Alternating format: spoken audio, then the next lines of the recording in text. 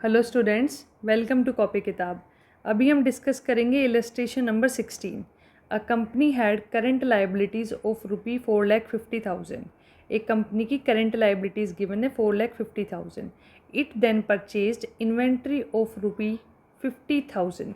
उसके बाद company inventory मतलब स्टॉक परचेज करती है 50,000 का, लेकिन क्रेडिट पे। ठीक है। After the purchase current ratio was 2:1। अब जब हमने ये इन्वेंट्री परचेज़ की उसके बाद हमने कैलकुलेट किया अपना करंट रेशो, वो था 2:1। Calculate current assets and working capital after and before the inventories were purchased. हमें बताना है कि ये इन्वेंट्री परचेज़ करने से पहले जो हमारे करंट एसेट्स थे और वर्किंग कैपिटल थी वो क्या थी। ठीक है। अब सबसे पहले मुझे यहाँ पे पता है कि जो मेरे करंट एसेट्स हैं वो क्वेश्चन में गिवन नहीं है। ठीक है। करंट लाइबिलिटीज़ भी गिवन है बिफोर परचेजिंग इन्वेंट्री। ठीक है। आफ्टर परचेजिंग इन्वेंट्री तो हम इजीली निकाल लेंगे। तो जो चीज़ यहाँ पे मिसिंग है वो है करंट एसेट्स। तो हम एज्यूम कर लेंगे कि जो हमारे करंट एसेट्स हैं after the purchase of inventory वो है एक्स। अब आप ये कहोगे कि हमने एज्यूम किया तो आफ्टर द परचेज क्यों किया, क्योंकि जो करंट रेशियो है हमें आफ्टर परचेज गिवन है इसलिए। ठीक है।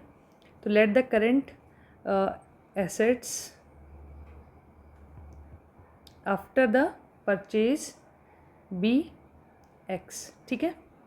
हमने एज्यूम कर लिया। अब हम देखेंगे कि जो करंट रेशियो है हमारा after the purchase of inventory वो होगा current assets upon current liabilities.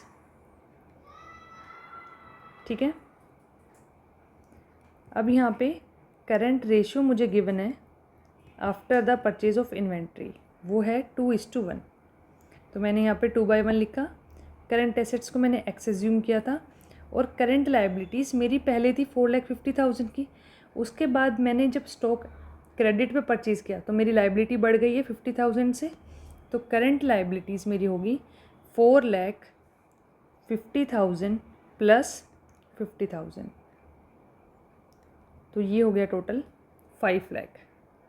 ठीक है।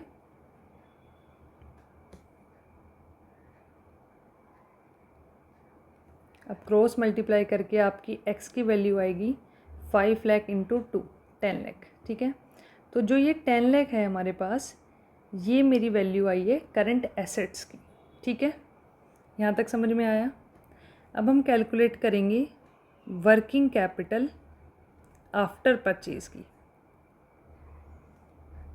अब working capital after purchase of asset, उसके लिए आपको करंट एसेट्स और करंट लाइबिलिटीज़ दोनों की वैल्यू लिखनी पड़ेगी आफ्टर परचेज ऑफ इन्वेंट्री। ठीक है। तो करंट एसेट्स तो मैंने फाइंड आउट कर लिए हैं, आफ्टर परचेज ऑफ इन्वेंट्री है 10 लाख। ठीक है। उसके बाद करंट लाइबिलिटीज़ मेरी आफ्टर परचेज ऑफ इन्वेंट्री है 5 लाख। इनका जो डिफरेंस होगा वही होगी मेरी वर्किंग कैपिटल। ठीक है। और ये डिफरेंस है 5 लाख का। ओके। अब हमें कैलकुलेट करने हैं करंट एसेट्स बिफोर परचेज।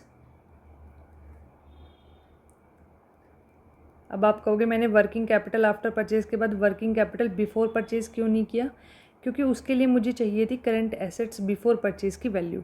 तो वो मेरे पास अभी है नहीं, तो पहले मैं वो कैलकुलेट करूँगी।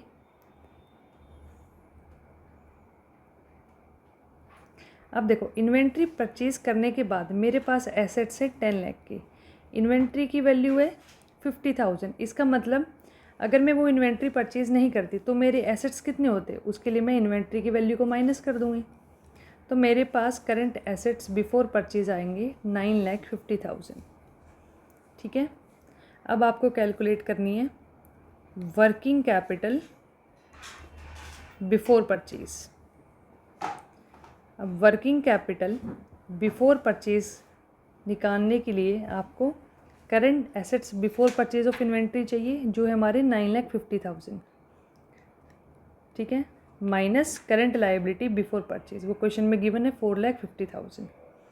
तो 9,50,000 में से 4,50,000 माइनस करेंगे तो आपके पास आएगा 5 लाख। ठीक है। यही हमें फाइंड आउट करना था, हमने कर लिया है।